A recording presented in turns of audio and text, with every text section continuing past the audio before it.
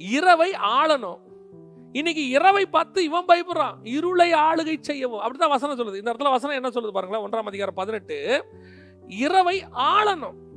16வது வசனம் சொல்லுது இரவை ஆள.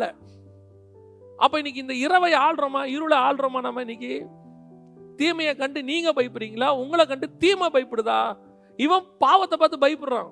ஐயோ நான் உடனே அப்ப பாவத்தை கண்டு பயப்படக்கூடாதா? இல்லைங்க, பாவத்தை கண்டு பயந்து நான் செய்யக்கூடாதுன்னு நினைச்சது ஒரு காலம். ஒரு பீரியட்ல பிசாசுக்கு உங்க மேல வரணும், இவனை ஒன்றும் செய்ய முடியாதுன்னு வரணும். உங்க மேல அப்படி ஒரு எண்ணம் பிசாசுக்கே வந்துடணும், இவனை ஒண்ணுமே செய்ய முடியாதுயா. இன்னைக்கு சொல்லுங்க, இந்த பாவத்தை நான் மேற்கொள்ள போகிறேன்.